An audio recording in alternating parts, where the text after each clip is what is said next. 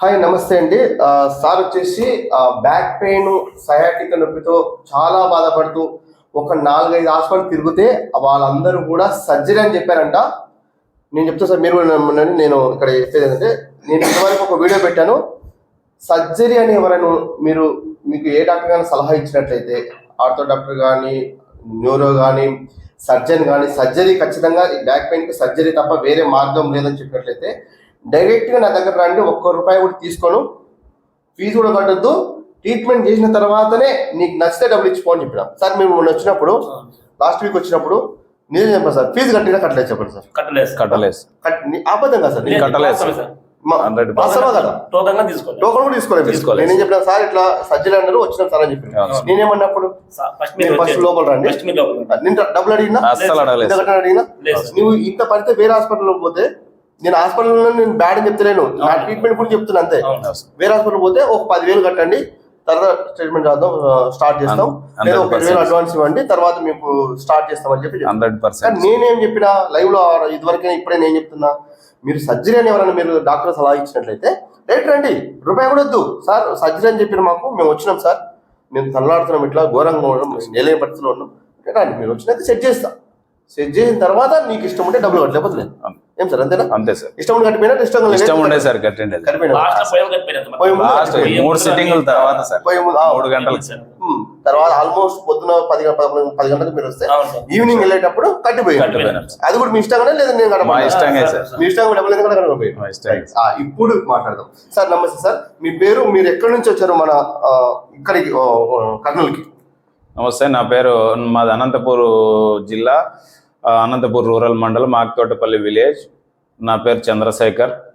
నేను అన్ఎక్స్పెక్టెడ్గా నాకు బ్యాక్ పెయిన్ వచ్చింది. బ్యాక్ పెయిన్ వస్తే నేను అనంతపూర్లో ఒక 4-5 హాస్పిటల్స్ తిరిగినా. సార్ బ్యాక్ పెయిన్ మీకు ఫస్ట్ ఎంత కాలం నుంచి అది కావాలి సార్? బ్యాక్ పెయిన్ అంటే నాకు ఇంతకు ముందు ఒకసారి ఏదో నొప్పి అనుకున్నా, బ్యాక్ పెయిన్ అన్నది అయితే ఎవరు తేల్చడం లేదు. నొప్పి వస్తా అంటే డాక్టర్ దగ్గరికి పోయినాను, టాబ్లెట్ వేసుకున్నా, ఒక 4 months అట్లా నాకేం నొప్పి రావడం లేదు. అనుకోకుండా అన్ఎక్స్పెక్టెడ్ గా 4 months మళ్ళీ తర్వాత పెయిన్ వచ్చింది. పెయిన్ వస్తే నేను ఒక హాస్పిటల్కి వెళ్ళా. హాస్పిటల్కి పోతే అక్కడ ఎక్స్రే చేయించుకున్న తర్వాత ఏం కాలేదు పెయిన్ అని టాబ్లెట్లు ఇచ్చినారు, ఇంజెక్షన్ ఇచ్చినారు. ఇంటికి పోయినా మళ్ళీ మరుసటి రోజే నాకు ఇంకా శక్తి లేదు, నిలబడలేని పెయిన్ వచ్చేసింది సార్. ఇది కాలుకి, ఇక్కడ బ్యాక్ నుంచి ఇక్కడ ఈ కాలుకి, ఎడం కాలుకి అంతా మొత్తం టోటల్ కింది వరకు అసలు కాలు తీసి కాలు పెట్టలేని పరిస్థితి సార్ నాది. ఏడుతా అంటే సార్, నడిచేకి కూడా చేత కాదు సార్, నడిచేకి అస్సలు చేత కాదు, పడుకుండే కాదు. మా అక్క నా దగ్గర ఉంటుంది, నా దగ్గర ఉండి నా కాలు అంతా ప్రతిసారి ఇట్లా పిసికేది, ఇట్లా రుద్దేది, ఇట్లా చేస్తా అండి. అట్లా చేసినా కూడా అంటే సార్ మామూలు పెయిన్ కదా సార్, అంటే అదొక కొద్దిగా అంతే, అంటే 5 నిమిషాలే. 5 నిమిషాల తర్వాత నరకయాతన అనుభవించినాను. సర్లే అని మేము మళ్ళీ హాస్పిటల్కి పోయి ఎంఆర్ఐ స్కాన్ చేయించుకున్నాము. ఎంఆర్ఐ స్కాన్ చేయించుకున్న తర్వాత మళ్ళీ హాస్పిటల్కి పోయినాం. హాస్పిటల్కి పోతే ఆయన వెంటనే సర్జరీ చేయాలా అన్నాడు. సర్జరీ చేయాలంటే నేను భయపడినా. సర్జరీ అంటే ఎవరికైనా భయమే కదా సార్. సర్జరీ చేయాలని చెప్పేసి ఏమన్నా డేంజర్ చెప్పాడా? అంటే సర్జరీ చేస్తే మీకు ఇంతవరకు గ్యారంటీ, అంతవరకు గ్యారంటీ? అట్లా గ్యారంటీ అని ఏమీ అనలేదు సార్. సర్జరీ చేయాలా అన్నాడు. సరే ఇమీడియట్లీ సర్జరీ చేసుకోవాలన్నాడు. సర్జరీ చేసుకుంటే బాగుంటుంది, ఇంకా మీరు ఎక్కడ పోయినా ఏడికి పోయినా మెడిసిన్ తో అవేమి 100% కాదు, సర్జరీ చేసుకుంటేనే బాగుంటుంది పెట్టేసింది సార్. సర్జరీ అని చెప్పినాడు. సర్జరీ అంటే మేము భయపడిన తర్వాత సరే అని మళ్ళీ ఇంకొక హాస్పిటల్ కి పోయినాం. నొప్పి అట్లే లేదు సార్, అటు నుంచి అట్లే పోయినాం. నొప్పి తట్టుకోలేక ఇప్పుడు ఇంటికి ఎక్కడ సార్ వచ్చేది నొప్పి? నేను లేచి నిలబడలేను సార్, పడుకోలేను, నిలబడలేను. నా బాధ దేవుడు భరిస్తా అంటాడు, మళ్ళీ చూస్తా అంటాడు తెలియదు, కానీ నాకు అంత నరకయాతన నవ్విచ్చిన. ఇంక సర్లేని హాస్పిటల్ పోయినాం. హాస్పిటల్ పోతే మళ్ళీ ఇంకొక హాస్పిటల్ పోతే ఒక 3 days అడ్మిషన్ చేసుకున్నా సార్. అయినా ఇంకా నొప్పికి భరించలేక ఆయన కొద్దిగా చూద్దాం 3 రోజుల తర్వాత, మళ్ళా 3 రోజుల తర్వాత మళ్ళా సర్జరీ అవసరము, అప్పుడు చేద్దాం, కొంచెం పెయిన్ తగ్గితే. 3 రోజులలో ఏం జరిగింది సార్? అడ్మిషన్ చేసుకున్న 3 రోజులు సార్ నాకు ఊరినే మామూలుగా పెయిన్ కిల్లర్ ఇంజెక్షన్లు, సెలైన్, టాబ్లెట్లు ఇస్తాండే మార్నింగ్ ఈవినింగ్. అబ్జర్వేషన్ లో పెట్టుకొని పెయిన్ అనేది కొద్దిగా 1 hour 2 hours తగ్గుతాండే. మళ్ళీ పెయిన్ వస్తాండే సార్. వస్తా అంటే ఆయన కూడా మళ్ళీ ఏమనుకున్నాడో డాక్టర్ గారు కానీ నాకైతే తెలియదు. సర్లే డిశ్చార్జ్ చేస్తా ఈ రోజు, మీరు ఇంటికి పోండి. తగ్గలేదంటే ఇంటికి మామూలు తగ్గుతుంది, ఇంటికి పోయి ఎక్సర్సైజ్ ఫిజియోథెరపీ చేయించుకో, ఎక్సర్సైజ్ చేసుకో అన్నాడు సార్. ఎక్సర్సైజ్ చేసుకొని టాబ్లెట్లు ఇంజక్షన్లు పెట్టినాడు, అక్కడ వేసుకో అన్నాడు. 3 వీక్స్ బెడ్ రెస్ట్ తీసుకో అన్నాడు. సరే అని పోయిన వెంటనే ఇంకా విపరీతమైన నొప్పి వచ్చేసింది సార్. ఇంటికి పోయినా సార్. ఇంటికి పోయిన తర్వాత విపరీతమైన నొప్పి వచ్చేసింది, తట్టుకోలేక మళ్ళీ ఇంకొక హాస్పిటల్కి వెళ్ళాం. అనంతపూర్లో కార్ లో పోయినాం సార్. కార్లోనే పడుకోనే సార్. అసలు కూర్చుండేకి ఎక్కడ ఉంది సార్, పడుకొని పోయినాను. మళ్ళీ ఆడికి పోయిన తర్వాత హాస్పిటల్లో ఆయన ఏదో ఇంజక్షన్ ఇచ్చా, డోసు పెయిన్ కిల్లర్ ఏదో ఓ టాబ్లెట్ ఇచ్చా, కొద్దిసేపు రిలీఫ్ వచ్చింది. మళ్ళీ ఇంకా కార్ ఎక్కలేని పరిస్థితి. ఇంకా హాస్పిటల్లోనే సార్. అంటే ఆ డాక్టర్ కూడా మళ్ళీ ఈ రిపోర్ట్ చూసి మళ్ళీ సర్జరీ అని చెప్పి 3 హాస్పిటల్ పేరు చెప్పినాడు సార్. 3 డాక్టర్ల పేర్లు చెప్పినాడు. అక్కడ పోండి సర్జరీ చేస్తారు అని. మేమేమనుకున్నామంటే అక్కడంతా ఏదో ఓపెన్ సర్జరీ అది ఇది అంటే మేము ఒప్పుకోలేదు. ఎట్లా సార్ ఓపెన్ సర్జరీ అయితే వద్దు, ఏదైనా బెంగళూరు హైదరాబాద్ ఏదైనా చెప్పండి అని చెప్పినాము. బెంగళూరు అయినా పర్లేదు, హైదరాబాద్ మణిపాల్ అయినా పర్లేదు అని చెప్పినారు సార్. ఉన్న వాస్తవం చెప్పినారు. సర్లేని ఆటికి కూడా మేము సిద్ధమైనాం సార్. ఇంకా పోవాలా అని నా దగ్గర ఉన్న బంగారు కూడా బ్యాంక్ లో పెట్టి లోన్ తీసుకొచ్చిన 2.5 lakh తీసుకొని వచ్చినాము. మార్నింగ్ పోవాలా, శనివారం మార్నింగ్ మణిపాల్ హాస్పిటల్ పోవాలి. శుక్రవారం నైట్ సార్, మీకు శుక్రవారం నైట్ మీతో కన్సల్ట్ అయినాము. శుక్రవారం నైట్ నల్లప్ప మా ఫ్రెండ్, మంచి మిత్రుడు ఫ్రెండ్, మీతో కన్సల్ట్ చేయించినాడు సార్. మీకు రిపోర్ట్లు పెట్టినాము. నేను నాతో సార్ మీరు కాల్ మాట్లాడేది. మీరు దాదాపు 15 minutes మాట్లాడినారు. ఆ రిపోర్ట్లన్నీ చూసి ఏమొద్దు, ఈ రోజు ఒక్కటి శనివారం ఒక్కటి నువ్వు పెయిన్ భరించు, ఏదో పెయిన్ కిల్లర్ టాబ్లెట్ వేసుకొని నా దగ్గర రా, నేను బాగా నీకు చూసి సెట్ చేసి పంపిస్తాను, సెట్ చేసిన తర్వాత నేను నడిపించి పంపిస్తానని మీరు మాట ఇస్తే నేను దానికోసం పెయిన్ భరించినాను సార్. భరించరాని నొప్పి అయినా భరించిన. మా ఇంట్లో మా అక్క, మా సిస్టరు, నేను ఇట్లా బెడ్ మీద పడుకుంటే పాపం ఆయమ దేవత మీ మాదిరి మీలాగా నాకు డబ్బా పట్టుకొని ఈ వయసులో పాస్ పోపించింది సార్. పాస్ పోపించింది నిజం సార్. పాస్ పోపించింది, టాయిలెట్ గుచ్చిపెట్టించింది, అసలు బ్రష్ వేయించి పళ్ళు దిక్కిచ్చింది మొత్తం సార్. అంటే నేను తినడానికి టైం లేదు సార్. అంటే నేను ఇంత తినేవాడిని, ఆ పెయిన్ భరించలేక లేలేను కదా సార్. ఇంత తింటా సార్, ఇంత తింటా. ఆ సమయంలో నీకు తగ్గుతానే ఒక కాన్ఫిడెంట్ వచ్చిందా తర్వాత? అంటే పోనీ అంటే ఇంకా చేపించుకుందామని ఫిక్స్ సార్. ఇంకా ఫిక్స్, ఇంక ఇదంతా కాదు. ఇంక ఇంట్లో లేడీస్ ని ఇబ్బంది పెట్టకూడదు, మన వల్ల ఇంకొకరు కూడా సఫర్ కాకూడదు మా ఫ్యామిలీలో. పోతే పోయింది, డబ్బులే కదా, చేయించుకునైనా ప్రశాంతంగా ఉందాంలే అనే ఆలోచనలోకి వెళ్ళిపోయినాను. మిత్రుడు నల్లప్ప వద్దు అంటే వద్దు చెప్పినాడు సార్. కానీ మేము నమ్మలేదు సార్. నేను నమ్మలేదు సార్. అంటే ఇవన్నీ ఏందిలే మామూలే, హాస్పిటల్ పెద్ద డాక్టర్లే, మంచి డాక్టర్లే, ఎవరు కాలేదు, ఇంక ఈయన ఏం చేస్తాడులే అనుకున్నాం సార్. ఉన్న వాస్తవం సార్. నేను ఎప్పుడు అంటే ఇంతకుముందు 4-5 సార్లు చూసినాను సార్. నేను యూట్యూబ్ లో చూసినా, వీళ్ళ మిస్సెస్ కూడా చూసినా. ఇవన్నీ ఏందిలే అన్నే, ఇంత హాస్పిటల్ నువ్వు కూడా తిరిగినావు, ఇవన్నీ ఏంది ఉంటుందిలే మామూలే అని నేను నమ్మలేదు సార్. 100% నమ్మలేదు సార్. అంటే నాకు తెలిసి నల్లప్ప గారు నువ్వు వచ్చి నాకు 2-3 లక్షలు ఇచ్చింటే నమ్ముతుండే. ఏం సార్ 2-3 లక్షలు ఇచ్చి తగ్గించుకుని పోయింటే నమ్ముతుండే కదా? అంతే సార్, నిజం సార్. అదైతే నమ్మలేదు సార్. మళ్ళీ మీతో కన్సల్ట్ అయిన తర్వాత అదే సార్ ఖచ్చితంగా నమ్ముతుండే. అంటే నేను కూడా ఏమనుకున్నానంటే సార్, నిజంగా సార్ సీరియస్ గా చెప్తున్నాను, నేను ఏదో ఒకసారి చూద్దాము అన్నట్లు వచ్చిన, అంతే, ఏదోలే అన్నట్టుగా. చూసి అంటే నేను ఫోన్ ఏమంటా సార్ నీ వయసు ఎంత అని 40 అన్నాను. లేదు నల్లప్ప 33 అనలేదు. లేదు సార్ 40 అన్నాను. సరే 40 అయినా పర్లేదు, నీకు సాయంత్రం నేను నడిపించేసి పంపిస్తాను అన్నారు సార్. ఆ కాన్ఫిడెంట్ తోనే వచ్చినాను సార్. ఆ కాన్ఫిడెంట్ తో వచ్చినాను. మీరు వనపర్తికి రమ్మన్నారు, వనపర్తికి వచ్చినాం. జర్నీ లాంగ్ అయినా వనపర్తికి వచ్చినాం సార్. వనపర్తికి వచ్చినాము. మీరు వచ్చిన వెంటనే మీరు దేవుడిలాగా మమ్మల్ని, ఎంతమంది పాపం పేషెంట్లు ఎంతమంది ఉన్నా కూడా మమ్మల్ని లోపల తీసుకొని ఒక సిట్టింగ్ చూసినారు. మళ్ళా సెకండ్ టైం, థర్డ్ టైంలో నన్ను నీట్గా సెట్ చేసి నడిపించి నన్ను ప్రశాంతంగా లక్షణంగా పో అని నన్ను నన్ను బాగా నాకు బాధ్యతగా చెప్పి పంపించిన హాస్పిటల్ అంటే సార్ హాస్పిటల్ జర్నీ సిచ్యుయేషన్ చెప్పు సార్ సిచ్యుయేషన్ సార్ వచ్చినాను సార్. నేను అసలు నన్ను డబ్బులు ₹1 డబ్బులు అడగలేదు. లాస్ట్ నన్ను అట్లీస్ట్ టోకన్ తీసుకోనలేదు సార్, అనలేదు సార్. ఉన్న ప్రాంగం అది నన్ను అట్లీస్ట్ టోకన్ తీసుకో అని కూడా చెప్పలేదు. వస్తానే మీకోసమే వచ్చినానన్నా నాకు సంతోషమైంది.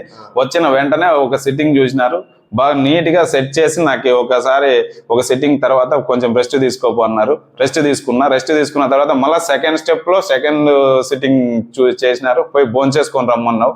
నేను పోయి ప్రశాంతంగా భోంచేసుకొని వచ్చి పడుకున్నా. థర్డ్ సిట్టింగ్ లో అసలు నీట్ గా సెట్ చేసినారు సార్. మీరే నాకు దేవుడు. నేను అసలు మిమ్మల్ని మర్చిపోలేను. కానీ జనాలు ఏమైతుందంటే సార్ ఇది నమ్మడం లేదు, నమ్మరు సార్. ఎందుకు అంటే అంటే ఏందోలే ఆయన చెప్తున్నాడు, ఈయన చెప్తున్నాడు, ఆయన పాపులారిటీ కోసము మొబిలైజేషన్ చేస్తున్నాడు, వీళ్ళు చెప్తున్నారు అని జనాలు అనుకుంటున్నారు. కానీ అది కాదు. ఎంఎస్ఆర్ క్లినిక్ సార్ నేను 100% అదే అనుకున్నాను సార్, అదే అనుకున్నాను. కానీ 100% నమ్మండి, ఇక్కడ మంచి ట్రీట్మెంట్ ఉంది ఎంఎస్ఆర్ క్లినిక్ లో. ఎంఎస్ఆర్ మన రమేష్ సార్ గారు చాలా అంటే చాలా మంచి వర్తబుల్ క్యాండిడేట్. అసలు నేను సర్జరీ వరకు పోయిన హాస్పిటల్ అన్ని తిరిగినాను. పెయిన్ అంటే భరించరాని నొప్పి నాకు. నేను భరించిన నొప్పి అస్సలకి నాకు శత్రువు అయినా కూడా హాని కలిగిస్తాడు. ఇప్పుడు నెక్స్ట్ వీక్ లో నాకు చెడు చేస్తాడు అనే వ్యక్తికి కూడా అంత పెయిన్ రాకూడదు, భరించకూడదు. నేను భరించినాను, కానీ అట్లాంటి వ్యక్తులకు కూడా రాకూడదు. కానీ మీరు కూడా జనాలు కూడా కొంచెం అర్థం చేసుకోండి.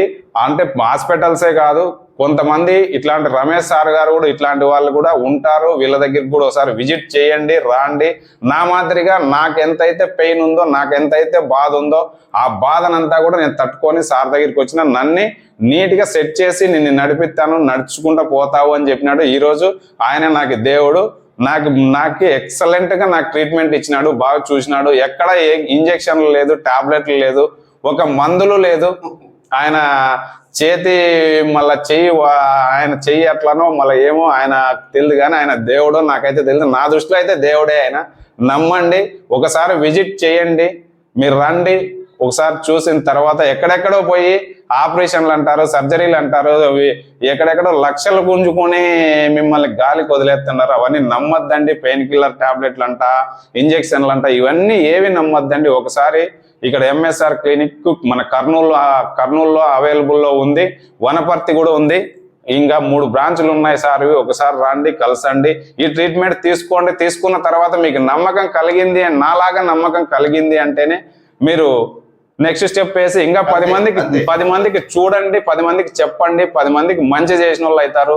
ఎందుకంటే మనం ఇప్పుడు డబ్బులు ఆర్థికంగా అందరూ బీద వాళ్ళకి ఇట్లాంటి రోగాలు వస్తున్నాయి. కాబట్టి మీరు నాలాగా ముందుకు వచ్చి నాలాగా నమ్మి, నేను కూడా ఫస్ట్ లో నమ్మలేదు, నేను నమ్మినాను కాబట్టి ఇంత ధైర్యంగా చెప్తాను. ఒకసారి అర్థం చేసుకోండి నేను చెప్పేది కూడా. కానీ రేపు పొద్దున కూడా నేను ఎట్లా అయితే నేను అర్థం చేసుకొని ముందుకు వచ్చినానో, మీరు కూడా ఒక స్టెప్ ముందుకు రండి. నేను చాలా పెయిన్ భరించరాని పెయిన్ లో నా దగ్గర డబ్బులు లేకపోతే నా గోల్డ్ బ్యాంక్ లో పెట్టి నేను మణిపాల్ బెంగళూరు పోవాలనే ఆలోచనలో, సర్జరీ చేయించుకోవాలనే ఆలోచనలో, అంత ఇబ్బందులో కూడా ఒకసారి చూద్దామన్న ఆలోచనతో వచ్చినాను. కాబట్టి ఒక్కటే సిట్టింగ్కే నాకు సెట్ అయింది, 90% సెట్ అయింది. ఒక 10% మాత్రమే ఉంది. ఆ 10% కోసం కూడా ఇప్పుడు మళ్ళీ కూడా నేను ఈరోజు బుధవారం నెక్స్ట్ 3 days కర్నూలుకి రమ్మన్నాడు సార్. కర్నూలుకి వచ్చిన ఈరోజు ఇంకొక సిట్టింగ్ ఉంది. తర్వాత కూడా నేను నాతో పాటుగా నాకు బాగా అయిన తర్వాత కూడా నేనే నా సొంత డబ్బులు పెట్టి, నా సొంత కారు పెట్టి, డీజిల్ పెట్టి, ఎవరికైనా బాగలేదంటే నేను టైం కేటాయించి సార్ దగ్గరికి పిలుచుకొని వచ్చి వాళ్ళకు కూడా నాలాగా ఇబ్బంది పడకూడదు, బాగా ఉండాలని చెప్పేసి నేను ఖచ్చితంగా 100% వాళ్ళకి నేను తోడ్పాటు ఉంటాను. నేను ఎందుకు అంటే ఆ పెయిన్ నేను భరించినాను, ఆ ఇబ్బంది నేను పడినాను. కానీ జనాలు ఎవరు పడద్దండి, దయచేసి నేను చెప్పేది దయచేసి అర్థం చేసుకోండి. ఎందుకు అంటే లక్షలు ఖర్చులు పెడతాము, ఎవరైనా బాగలేదంటే అప్పులు ఇస్తారు. దాని తర్వాత బాగున్న తర్వాత మళ్ళా మనం తీర్చాలంటే ఇబ్బంది. డాక్టర్లు ఏంది దండికి దోచుకుంటారు, ఇబ్బంది పడదండి. రమేష్ సార్ అట్లాంటి వాళ్ళని నమ్మండి, ఇట్లా క్లినిక్ రండి. అవసరం అయితే యూట్యూబ్ చూసిన వాళ్ళు నా నెంబర్ కూడా చెప్తా, చూడండి.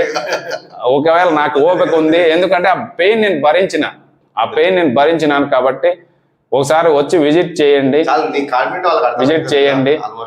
కాబట్టి సార్ చాలా థ్యాంక్ యూ సార్. మీరు నాకు ఫైనల్ మాట సార్, మన ఇంటర్వ్యూ ఫేక్ అని కింద కామెంట్ పెట్టే వాళ్ళకి ఏం సలహా ఇస్తావు సార్? ఏం చెప్తావు? అసలు ఫేక్ అనే వాళ్ళు ఈ ఇంటర్వ్యూలో కామెంట్ ఫేక్ అని పెట్టే వాళ్ళు అసలు వాళ్ళు ఈ జన్మలో మనుషులు అయితే కాదు.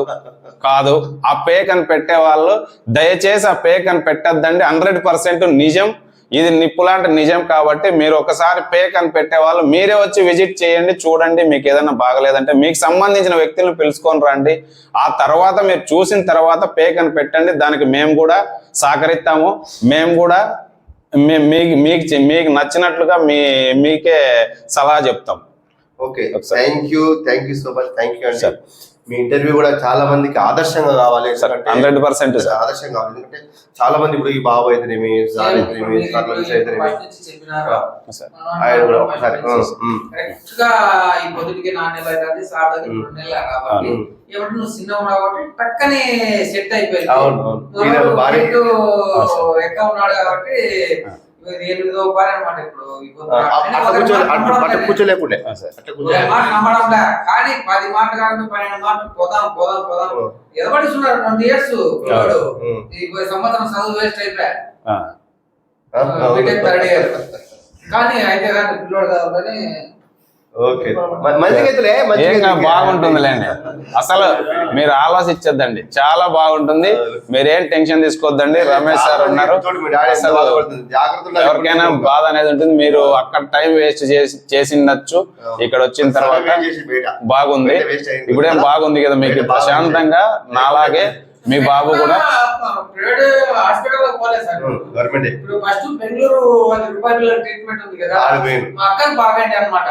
ఇప్పుడు 40-35 ఏళ్ళ కింద భలే సెట్ చేసిండు. మళ్ళీ ఉంటది. నేను ఎవరు కూడా రాంగ్ అని చెప్పడానికి లేదు. W Sitaram sir operation theatre పోవాలా.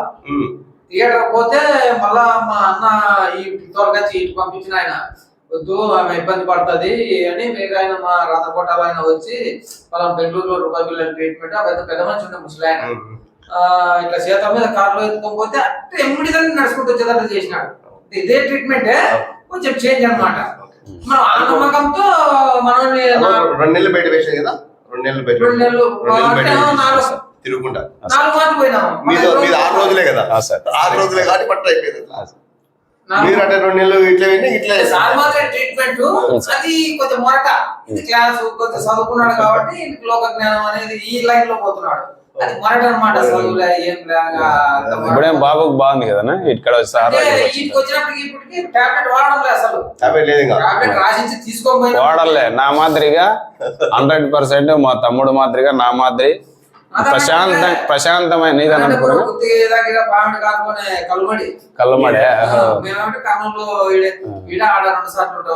ప్రశాంతంగా బాగుంటారులేండి బాబు, ఇబ్బంది ఏం లేదు.